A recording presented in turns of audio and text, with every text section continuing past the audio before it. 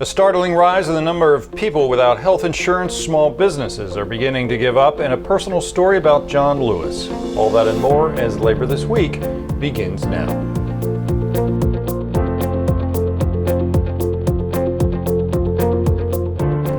In the middle of a pandemic, most reasonable people would think health insurance is pretty important.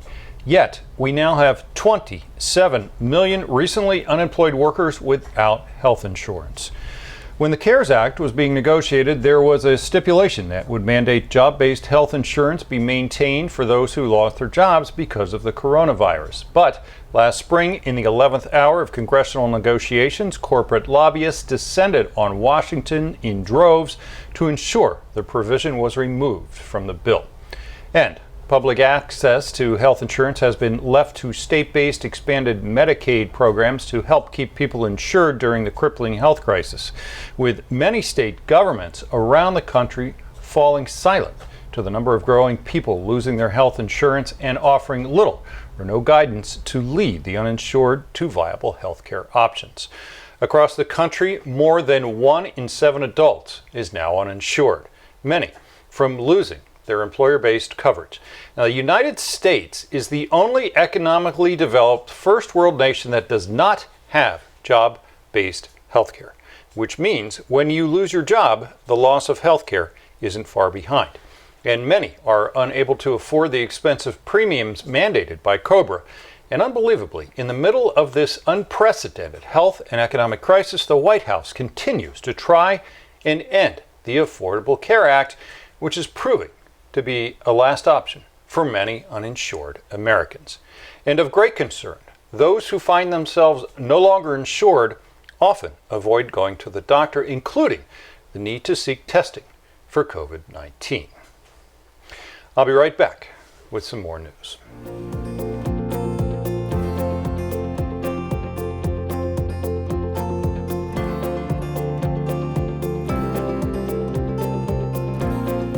With so many corporations declaring bankruptcy and laying off workers, the real engine of the American economy, small business, is suffering the most. Small businesses, which include restaurants, retailers, and other independent consumer-based services, have shut down along with other lesser-noticed firms that support hemorrhaging corporations. With many states now imposing new or a second round of state lockdowns to contain the pandemic, a double dip of pain for these small businesses is being felt, and in many cases has been their death knell. Indeed, Harvard researchers now estimate that nearly 110,000 businesses across the country closed their doors permanently between early March and the end of May. Small businesses accounts for nearly half of all U.S. economic activity, and grouped together, they are the country's biggest employer. These closures are causing permanent job losses and could resonate through communities and regions and have far-reaching effects on the economy at large. Even with the financial assistance available from the Paycheck Protection Program, many local guidelines have caused enough concern for small business owners to shut down because of worry that they would be unable to meet the government's loan requirements by the time the repayment was due. And those that have not shut down are left wondering what Congress will do next. We shall see. I'll be right back with the headlines.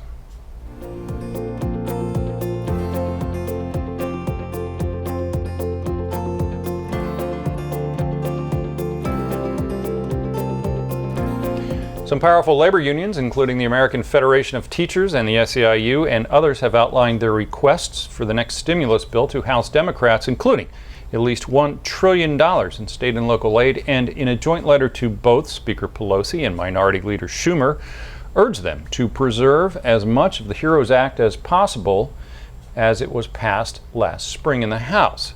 Now that sounds good, except for Senate Republicans, who aren't really so sure, saying they will be coming out with their own version this week, with final markup promised before the August recess begins. And we'll see about that. Meanwhile, the one-note White House is indicating they want money to go to schools so that they can reopen this fall. It seems the president's campaign advisors are advising that the key to winning re-election in November is allowing the suburban moms to stop homeschooling, which will bring them back as Trump voters. We can't make this up. Yeah, you guys keep thinking like that. Yeah. With the $600 stimulus override check scheduled to end next week, many Americans are feeling the ticking of the clock as they face the possibility of imminent disaster. Mortgage defaults that have been kept at bay with those checks are expected to rise dramatically in the coming months, and apartment evictions will not be far behind.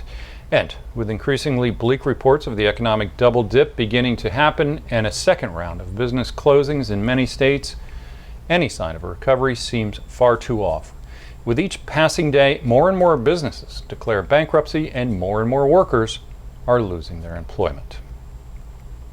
With the president saying last week, "I created the greatest economy we've ever had, and now we're creating it again."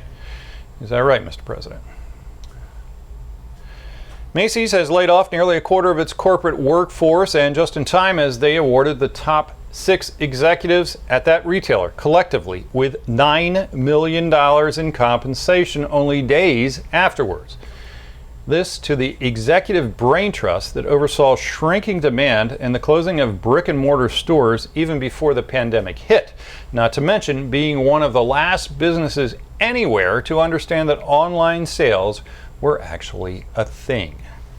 Meanwhile, over at Walmart, that corporate brain trust has finally decided that the pandemic is actually a thing and have mandated that shoppers must now wear masks while in their stores. But even though the corporation has recognized, albeit months too late, that a health hazard truly exists, it is still refusing to pay its workers any form of hazards pay. And this in spite of realizing record profits from the pandemic. And finally, Democratic presidential hopeful Joe Biden has released his new climate plan, one that promises many new jobs in green technologies, but will certainly cause unhappiness in coal country, where an already beleaguered group of union and non-union coal miners will see the accelerated elimination of coal-burning power plants.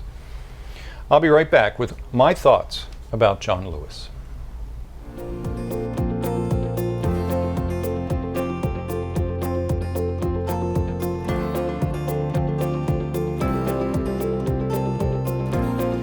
This is not a story about all of the obstacles John Lewis overcame in his well-lived life, and it's not a list of all his accomplishments. Some of the other local news and networks are doing that, and they're doing it well.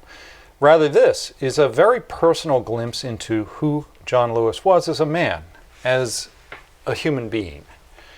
When I first arrived in Washington about 6 years ago, I was attending an evening cocktail reception that my union had arranged in the Rayburn House office building.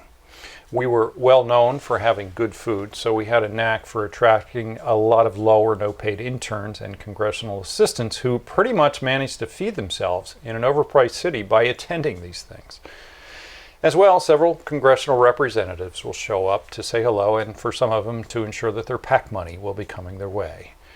I had been roaming around the packed room for about an hour and made my way into the hall for some air when I encountered a man who seemingly had done the same.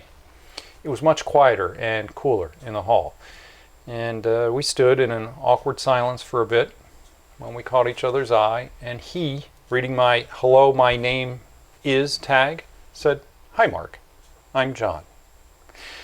Now, so new to DC was I that the fact that the man was wearing a congressional pin right here on his lapel was lost on me, and I responded by shaking John's hand and saying, "Hi, John. I'm Mark. Nice to meet you." Silence followed until I finally said, "What do you do here in DC?" That's right, I had just asked one of the most respected long-term congressmen extant, an original freedom fighter who had been arrested more than 40 times for a cause he believed in, beaten up more times than most professional boxers, and been left for dead on a bridge in Alabama. What he did in Washington. And I hadn't called him Congressman. I had called him John. But to John, none of that mattered. And from that point on, we became two people who entered into a conversation about unionism and about worker rights and the importance of treating all people with dignity and respect. And not once did race enter our conversation. This towering figure of the civil rights movement spoke only of spending a life doing what he could for those who deserved better. You know, it was a rare moment in D.C., as I would come to find out, where two people spoke candidly and honestly to each other and felt a sort of kindred spirit. It was a moment I will never forget. When I returned to my hotel room that evening, I looked John up and I couldn't believe how close and deep a conversation I had just had with a man of such incredible importance, of such accomplishment, such renown. I was embarrassed to have been so ignorant of the moment. And yet perhaps that's what made it so special. The fact that I didn't stand there in awe of him allowed us just to be us. Two men having an engaging conversation about the passions that we both shared. I had a chance to see John several more times after that, but under much less casual conditions. And I always called him Congressman when I saw him. And yet he always remembered my name as Mark.